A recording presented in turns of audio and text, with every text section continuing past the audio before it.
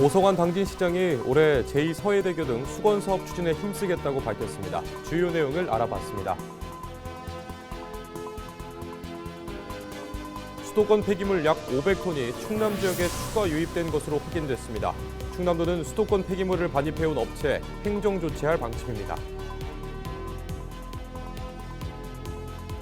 태안의 한 도로를 주행 중이던 승용차가 전신주를 들이받는 사고가 발생했습니다.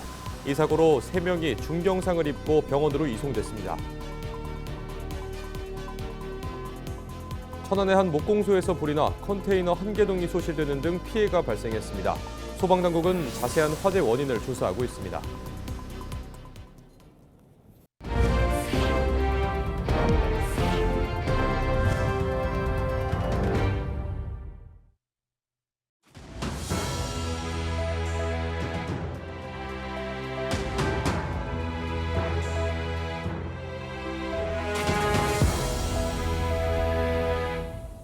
시청자 여러분 안녕하십니까? 헬로티비 뉴스입니다.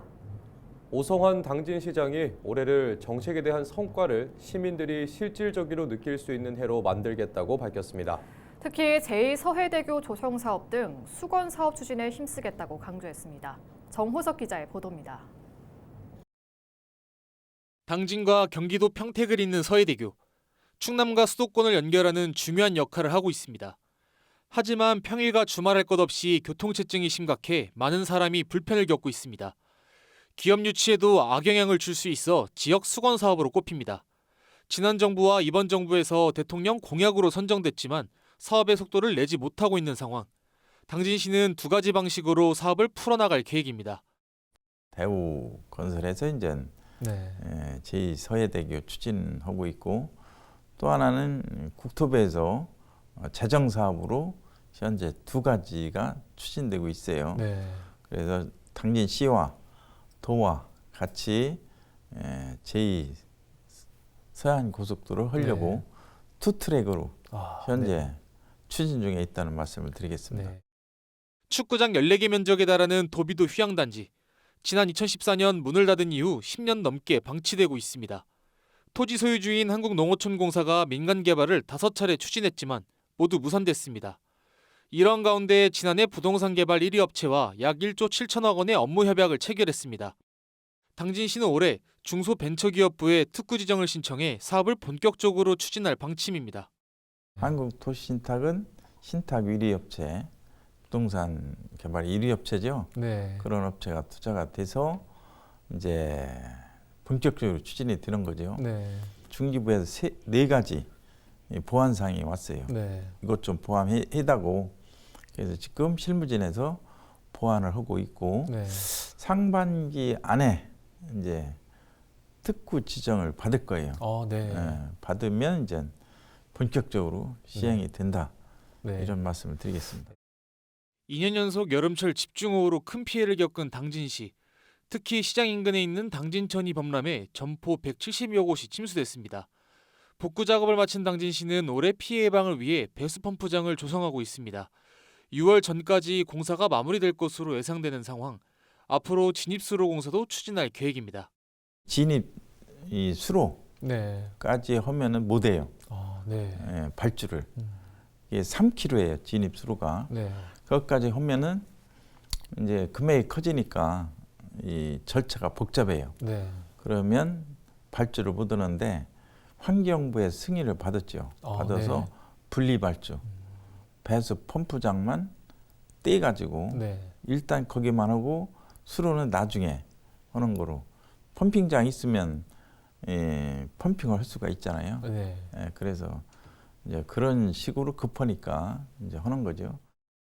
제2서해대교 등 당진시의 수건 사업이 올해 속도를 낼 수 있을지 관심이 쏠립니다. 헬로티비 뉴스 정호석입니다. 수도권 쓰레기 일부가 충남 지역에 추가 유입된 것으로 확인됐습니다. 충남도는 천안시와 생활쓰레기 위탁업체 합동 점검을 진행했습니다. 그 결과 폐기물 업체 한 곳이 경기도 남양주 지역 생활 대형 폐기물 500여 톤을 들여온 것을 확인했습니다. 해당 업체는 생활 폐기물 수집과 운반업 허가 없이 쓰레기를 반입해 폐기물 관리법을 위반한 것으로 알려졌습니다. 충남도는 해당 업체에 대해 행정 조치할 방침입니다. 앞서 충남도는 지난 7일 공주와 서산에 있는 폐기물 재활용 업체 2곳이 서울 금천구 생활 폐기물을 각각 위탁 처리한 것을 적발했습니다. 각 지자체는 두 업체가 반입한 쓰레기에 음식물 쓰레기가 섞여 있다는 이유로 최근 영업정지 1개월 처분하겠다는 내용을 사전 통지했습니다. 한편 충남도는 서울 도봉구 등과 위탁 처리 계약을 체결한 아산 지역 생활 폐기물 업체를 대상으로 반입 규모와 처리 여부 등을 확인하고 있습니다. 태안에서 승용차가 전신주를 들이받는 사고가 발생했습니다. 21일 새벽 0시 40분쯤 태안군 근흥면 용신리의 한 편도 1차로 도로에서 주행 중이던 승용차 한 대가 전신주를 들이받았습니다. 이 사고로 차에 타고 있던 30대 남성 운전자가 중상, 동승자 2명이 경상을 입고 병원으로 이송됐습니다. 다행히 모두 생명에 지장은 없는 것으로 전해졌으며 경찰은 자세한 사고 경위 등을 파악 중입니다. 천안의 한 목공소에서 불이 나 1시간 22분 만에 꺼졌습니다. 21일 새벽 0시쯤 천안시 동남구의 한 목공소에서 화재가 발생했습니다. 이 불로 79.5제곱미터 규모 목공소가 전소되고 컨테이너 1개동이 소실되는 등 5,900여만 원의 재산 피해가 났습니다. 다행히 인명피해는 없었습니다. 소방당국은 자세한 화재 원인을 조사하고 있습니다.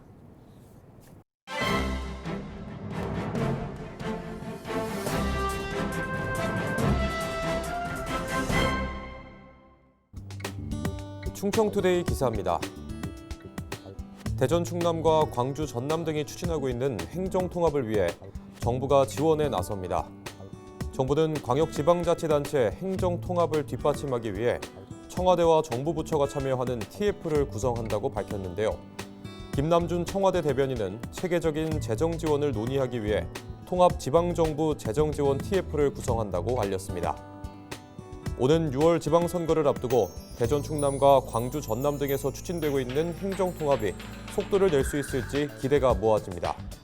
TF 단장은 김용범 청와대 정책실장이 왔고 류덕현 재정기획보좌관과 임기근 기획예산처 차관이 공동 간사를 담당합니다. 또 청와대에서는 홍익표 정무수석과 하준경 경제성장수석이 참여하는데요.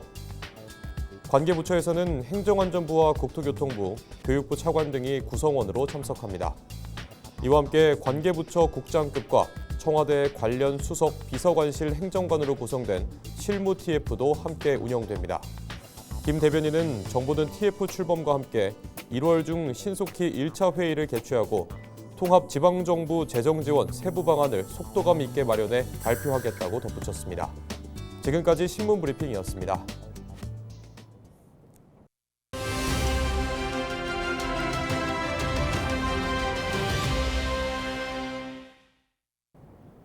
네, 요즘 바깥에 나가면 말 그대로 살을 애는 추위가 이어지고 있죠. 이번 추위 언제까지 갈지, 또 봄이 오기 전에 이 정도 추위가 다시 찾아올지 자세한 날씨 전망 알아봅니다. 김승배 한국자연재난협회 본부장 전화 연결돼 있습니다. 본부장님, 요즘 추워도 너무 추운데요. 이번 추위 예년에 비해 어떤 수준인가요?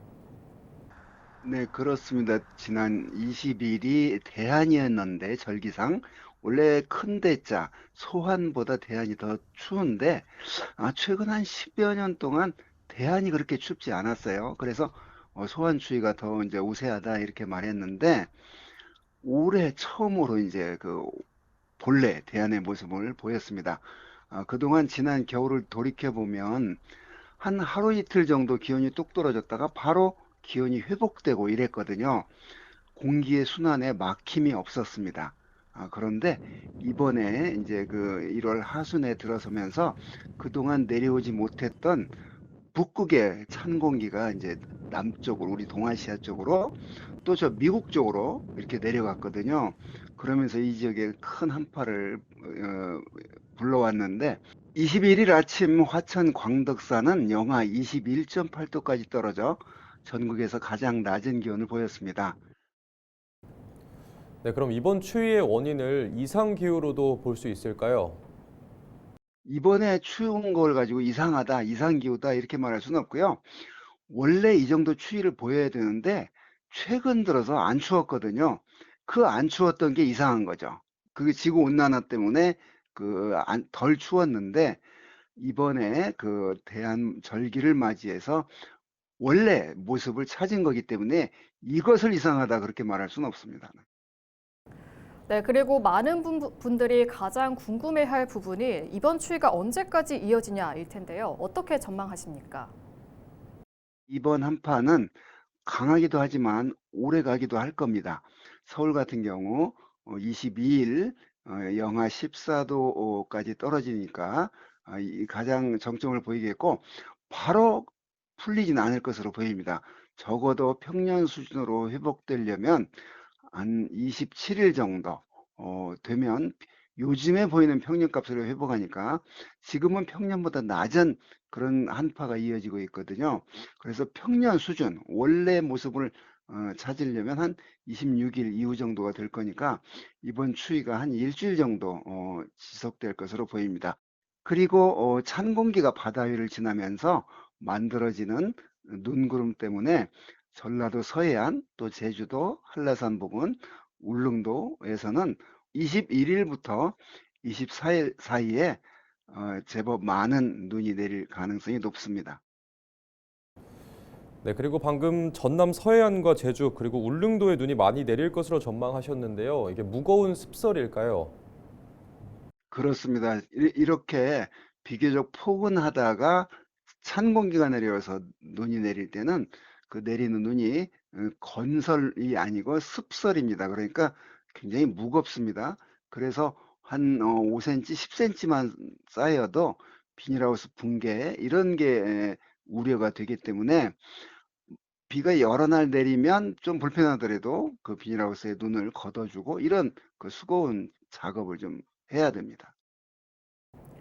네, 끝으로 남은 겨울 2월까지 이런 한파가 또다시 찾아올 가능성이 있는지 짧게 한 말씀 부탁드립니다. 서울 기준으로 22일 날 영하 14도 떨어질 것으로 예상이 되는데 이 정도 떨어지는 추위는 없을 것으로 보입니다. 그게 이제 그 절기상 대안이 지났고 태양과의 관계이기 때문에 이거보다 더 낮은 뭐 영하 15도 아래로 떨어진다거나 이런 추위는 없겠지만 그러나 계속해서 기온은 떨어졌다 오르고 오르를 반복하니까 이번 한파가 올겨울에 가장 추운 시점이 될 것으로 전망을 합니다. 네, 오늘 말씀 여기까지 듣도록 하겠습니다. 고맙습니다. 지금까지 김승배 한국자연재난협회장과 이야기 나눠봤습니다.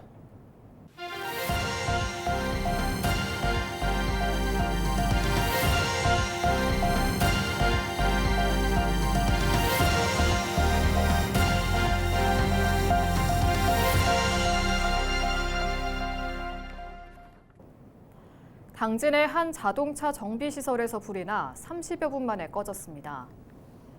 21일 오전 7시 20분쯤 당진시 송하급의 한 자동차 정비시설에서 화재가 발생했습니다.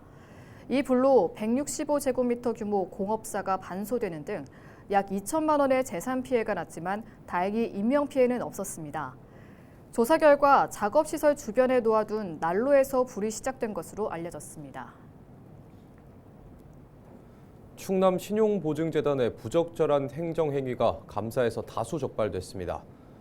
충남도 감사위원회는 21일 충남 신용보증재단 종합감사 결과 시정주의 등 행정상 조치 7건을 요구했다고 밝혔습니다.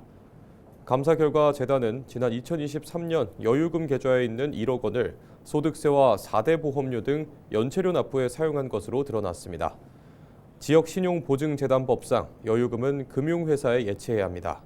또 거주 인원이 2명 이하면 사택 임차보증금을 임직원이 부담해야 하는 규정을 어기고 4억 1천만 원의 보증금을 지원한 것도 확인됐습니다.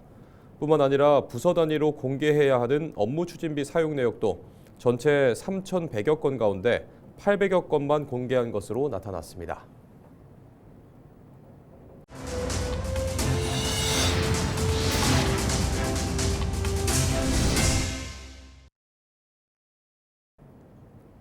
이상으로 뉴스를 마칩니다.